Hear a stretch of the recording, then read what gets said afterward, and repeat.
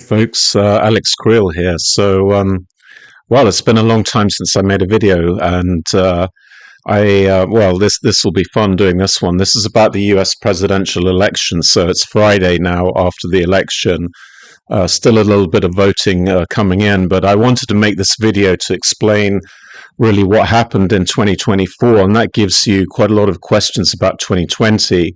One of the other reasons I did it, other than that it's important to understand what happened with the total so-called popular vote, which is just adding up the votes for each candidate across the whole of the United States. In addition, just to understanding that, which is important, I think, the other thing is that Twitter is full of disinformation and misinformation, mainly based off a very dishonest chart produced by Zero Hedge, which I'll look at the end. But let's leave that for now and just look at actually what happened and the important implications for what it says about 2020. So really, the details of what I'm going to talk about are in a Substack article as well. So I'm not going to go through all of the definitions and everything else. This is just a visual and audio explanation of the charts. If you want to look through some more detail, please look at the Substack article. It's all in there, sources of data and calculation approach and all of that kind of stuff. So now the voting really, there's two elements to the voting. One of them are the electoral college votes. That's the big thing. So each state has a certain number of electoral college votes attached to it. And if you get, roughly speaking, more than 50% of the popular vote in any one state, those electoral college seats or votes then are allocated to that candidate for president. So you need 270 electoral college votes to win. Trump has got that. That was decided a couple of days ago. What I'm looking here now more at is the total number of votes, which is this number at the bottom here. So at this point in time, there's 69 million votes for Kamala Harris and 73 million votes for Donald Trump. Now, importantly, that voting is not finished, and there'll be more votes to collect. So, I mean, we're talking there about 140 million something, 143 million. And the final outcome of the total number of votes is projected by the University of Florida to be about 153 million. So still 10 million votes to go, and that's an important thing when we look at the outcome of what actually happened.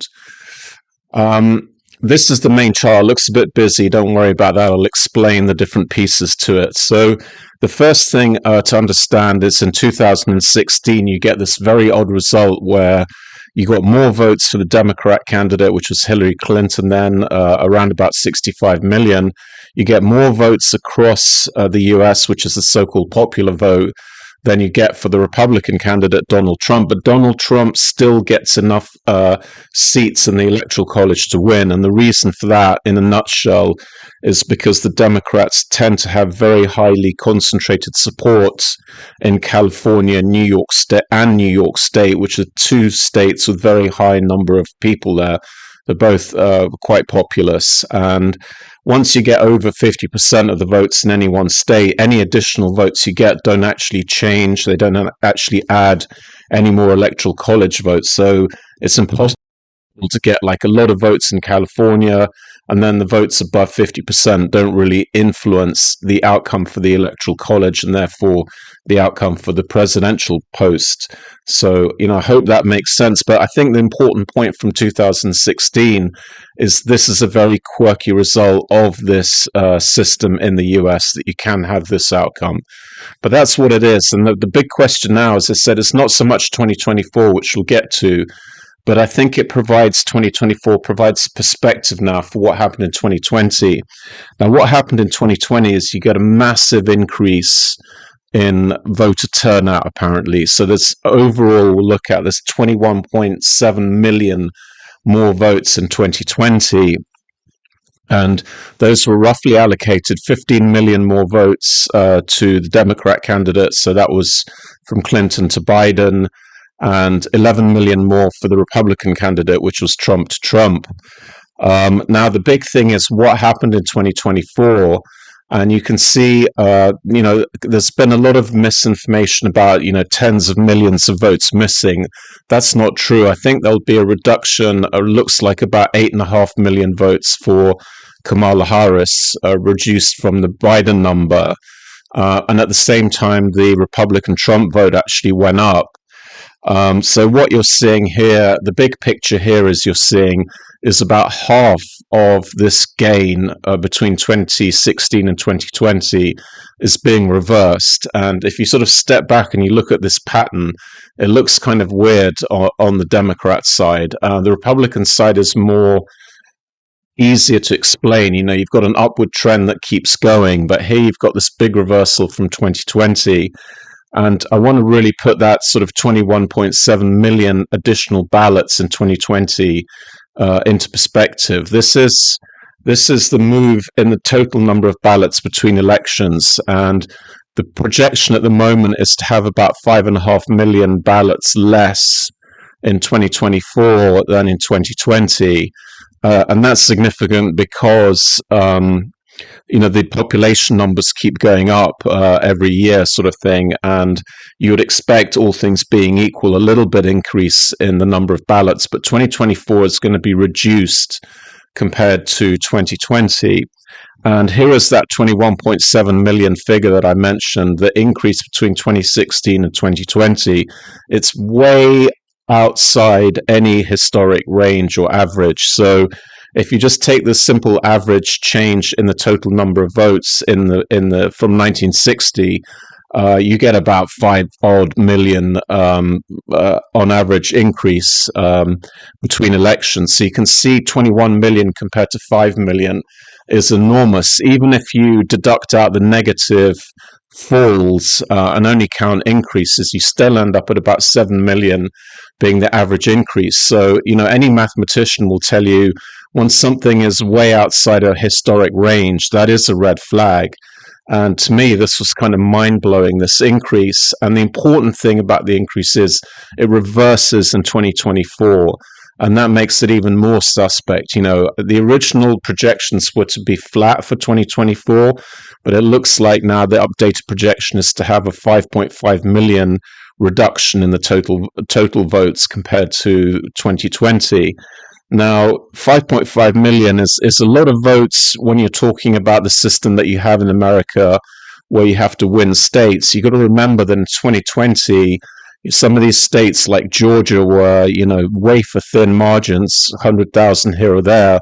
So 5.5 million, or whatever it turns out to be eventually, is a big number. It's not a big number in terms of 153 million total turnout, but it's a big number in terms of impacting the results from those swing states. So that is a big deal, and that raises a lot of questions for me. If I present to you those same numbers, the total number of ballots divided by the voting age population, because that's obviously changing every election cycle, it's the same outcome really. That 2020 was crazy high. I think it was 62.8% was the turnout in 2020, highest ever from 1932, equal with 1960. And again, you've got that reversal down into 2024. So you got slightly fewer ballots, as I mentioned, that 5.5 million, but you have a bigger population base, so it's a sort of a double whammy. And here you're getting down to about 57%. So, it's again a reversal from 2020. And the other point about this is this jump up is about plus 8% between 2016 and 2020. It's kind of unheard of. This increase is from one election to the other is massive, plus 8%, and never happens. You had one here which was pretty big, but it was less than 8%. So again, when you're seeing things that are outside a historic range, like a plus 8% increase in turnout as a percentage of voting age population, that is a red flag when things are outside a historic range. So, and again, the fall down to 2024, the reversal adds weight to the fact that 2020 is a big question mark. And if you zoom in, we looked at that national picture. You remember the sort of plus 15, minus 8.5 million at the national level. the so-called total popular vote, you can dive into individual states and you'll get that same up she goes, down she goes movement.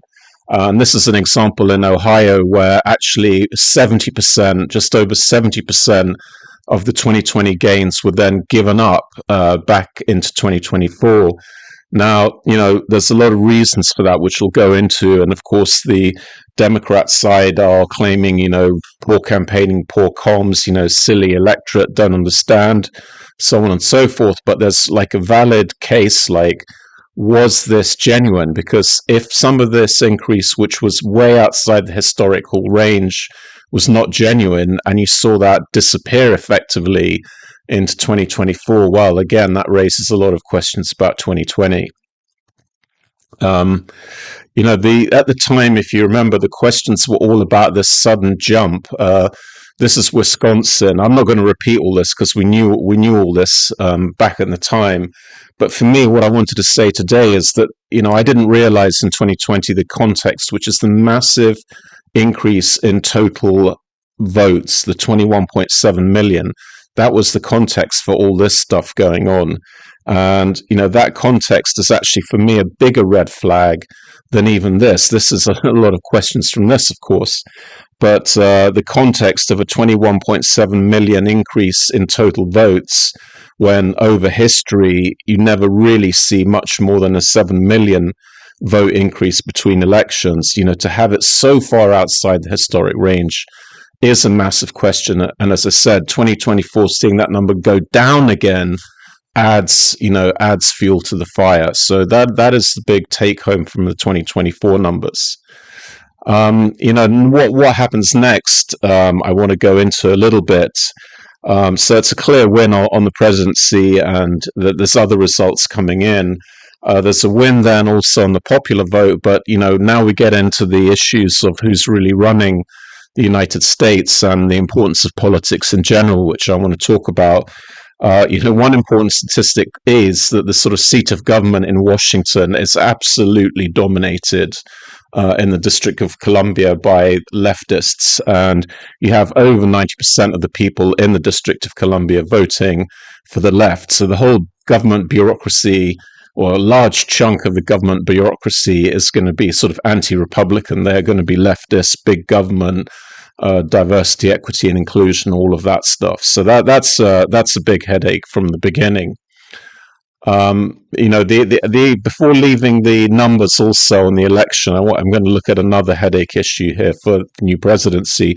But one of the reasons I made the video here explaining, that plus 15 million going up and then minus 8.5 million going down, is because this very dishonest chart made by the very dishonest people at Zero Hedge is pushing a whole load of crazy conspiracy theories about 15 million fewer votes for Kamala Harris and this and that. And what they've done here is they've just shown the vote count when the vote hasn't been finished. So it was about 85% done when they did this chart. They didn't explain it. So these numbers are meaningless, right? I mean, if they did this chart the day before, this number would be zero because the vote count hasn't started. So the only thing you can tell from this chart is the vote counting isn't finished. That's all you can say from this. And you can see it from the Republican side. Do you really think the Republican vote went down in 2024? It's ludicrous, right? So when they did this, there's still about 20 million votes to count. So all of these crazy conclusions, it's all conspiracy theory because this is not accurate. And a lot of big names on Twitter are circulating all this stuff. I've never seen a chart go so far in circulation. And any attempt I made, or another account called @US Mortality, who's done very similar analysis to mine, any attempts we make to call these guys out, saying stop circulating this, is absolutely misleading. They just killed stone dead, and none of these so-called super duper analysts clarify anything or delete it or do anything else. So this is the lie going around the world before the truth gets its pants on. This is exactly what happened in this case. And although the actual question raised, the up and down is there, these numbers are completely meaningless, and it's very dishonest of these people to do this and keep doing it not retract anything, not clarify anything, and so forth. That's why I did this. And that's got all the total fraud. And those absolute statements are kind of impossible to say as well. I mean, but this is the world of Twitter. It's clickbait nonsense with, crazy, absolutely crystal clear conclusions. That's not the real world. This needs to be estimated for a final outcome, and then you need to look at various possible explanations. That's the best you can hope for. And I don't like these spreaders of disinformation. They really irritate me, to be honest. Now, the other big thing I want to look at is the reaction of the left, the so-called liberal tears that we've seen. And we've seen a lot of leftists going completely nuts about the result. And I think for me, that's a big sign that we sort of know really that underneath the sheep's clothing is the wolf. These guys are committed leftists. They're Fabian leftists. They believe in all this diversity, equity, and inclusion. They believe in big government. They believe in social engineering. They don't believe in personal liberty. And their plan is to build their sort of secular utopia on Earth, which is not really something that seems that reasonable for conservative or libertarian-minded people. So because they're committed to this in a sort of religious kind of way, anyone that prevents them or slows them down from creating this leftist utopia, they attack viciously. Racists, misogynists. I'm not going to read out the language because this guy's swearing his head off. This is one of these quietly spoken sort of London leftists who pretends to be a very intellectual left-leaning guy, and then once the sheep's clothing is off, you see this completely demented reaction, simply because normal Republican voters didn't accept this kind of leftist program. That's all. It's not a difference of opinion for them. As I said, this has kind of religious overtones, whereas these guys completely lose it when their sort of leftist agenda is held up. And you've seen you've seen the copes. The copes are the voters are dumb, they're racist, misogynist, whatever. Then we'll get a whole load of it was Russia, it was Putin. Then you get a whole load of Musk, and then maybe there's not enough comms. But for a leftist who's absolutely convinced in a religious kind of fervor that their view is correct, whatever explanation they come up with, it can never be that reasonable people reject neo-Marxism. That doesn't feature in their thinking. It's just, you guys are too dumb to understand how clever we are, and you're frustrating our sort of neo-Marxist program. So we've seen a lot of that, but this is actually quite important because it really limits what someone can achieve in a presidency, because you've got all the institutions, and I showed you District of Columbia just stuffed full of people that think like this. And actually in the UK, we have a so-called Conservative Party that seems to be also stuffed full of people that think like this as well. That's supposed to be the resistance to this neo-Marxism, and they're actually on board with most of it. Now, the other thing, obviously, no one's really talked too much about is, an incoming president, right off the bat, he's taken in $1 billion to fund a presidential campaign. This is from US News Top 10 Funders. Now, I think people are getting increasingly aware of the fact that obviously money makes the world go round, and there is some kind of quid pro quo going on with these funders. I just don't believe that someone's going to hand over $130 million and never ever speak to the guy again. I mean, he's going to hand that over expecting his political views or his worldview or whatever to be advanced by the president who he's handing $130 million to. So this is just something to be aware. And the main thing about being aware of this is, Kamala Harris has quite a similar list. They're quite similar backgrounds, similar wealth. And to me, this is much more relevant in a way than the sort of Washington apparatus. This kind of similar group of billionaires with financial interest, big tech interests behind both candidates. There's a lot of power concentrated in this list. And, it's also unrealistic to expect a president who's taken in $1 billion to just forget about anything these guys want and implement just purely what the people want. I don't think that's the way this really works. It's something to be aware of anyway. Um, and the big conclusion, though, from this election, as I showed you from the numbers, it's a couple of percentage points here and there in between kind of radically different views of how things should be organized, different worldviews, different ideas of personal liberty, different ideas of what the state should be, which we'll look at. So you've got these completely divergent views, and with a roughly equal split in support levels. And a paper I talk about a lot is this Sir John Glubb, Fate of Empires. I recommend everyone reads it. It's quite short. In the end stage, which he calls the age of decadence, he classifies the age of decadence as having very high levels of immigration, big welfare state, and a big decline in religious belief, which means Christianity. Those are three big things going on in the UK, and I don't know about the Christianity so much in the US, but certainly high levels of immigration and a big expansion in the state that's going on. I suspect the percentage of Christians may be falling there, but it's certainly falling very fast in the UK. It's now below 50%. And in that age of decadence, this is what he has to say about political arrangements. True to the normal course followed by nations in decline, internal differences are not reconciled in an attempt to save the nation. On the contrary, internal rivalries become more acute as the nation becomes weaker.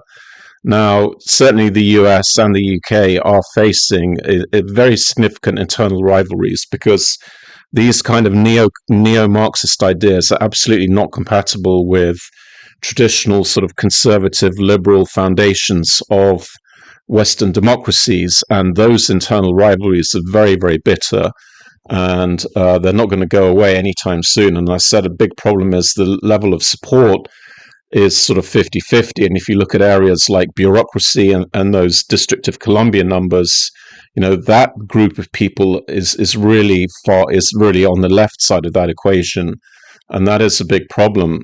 And if you go back to foundational principles of the US, same in the UK and other areas, it's even worth reading again this little extract from the Declaration of Independence. We hold these truths to be self-evident, that all men are created equal, that they are endowed by their Creator with certain unalienable rights, that among these are life, liberty, and the pursuit of happiness.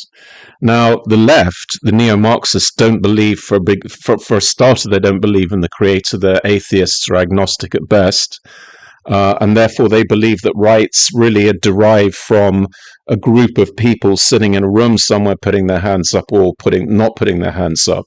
That is not a Christian foundational view of a nation. Those rights are unalienable, so they cannot be taken away by parliamentary decisions of politicians. And as we saw in COVID, all of that collapsed. These guys were perfectly happy to take away literally every single right people have: right to movement, right to decide whether they want injections or not, right to travel, right to work. Everything was out the window because the big government statists decided on your behalf that this is the way forward. Although it was a total disaster, there hasn't been any self-reflection like, oh, well, actually, that was a bad idea. Why don't we leave people alone and make them, allow them their own personal decisions on very important issues like taking a vaccine? The leftists don't think like that. They're still there. They're still going to push this. And I think their view of the world is absolutely incompatible with the foundational principles of the US, for example, and the UK. So, this battle is going to go on, and it's not going to change in a hurry. And I think, if you look at Sir John Glubb's life cycle, I really think we are in that age of decadence. And in his view, it actually stops and recovers when there's been, among other things, a recreation of religious belief in the country. So, you can make of that what you will, but that's his view, and I think he's a smart guy, so I kind of agree with him. So I think the conclusion is, the 2020 numbers look very weird now that we've got 2024. Total votes going down in 2024 by 5.5 million, and Kamala Harris losing half of that gain, or slightly more than half that gain, minus 8.5 million roughly, compared to 2020. So that all looks very weird. The sort of cultural battle is going to go on, and it is a worldview battle. And I think the presidency can maybe, can in theory do a lot, but this cultural battle going on in the background is pretty severe. It's a cultural revolution, and if you really are a conservative or libertarian, then you have to oppose it and pray and hope that the president also can get in there and do things, irrespective of the fact that sort of Washington is very far left leaning, and that he has certain moral, possibly obligations, or some kind of obligations anyway, to a very large funding base who provided the funding for the presidential election. So I hope you found this interesting. Please think about heading over to Patreon and support us. We've actually cut back quite a lot of our output. And if we can get a bigger support base, we can do more. But without the support, we can't really continue. Thanks. Bye. And as I always say at the end of every video, please don't stay safe, stay free. That phrase has been stolen, but that's what we started this with in early 2020 with the COVID tyranny. Thanks. Bye.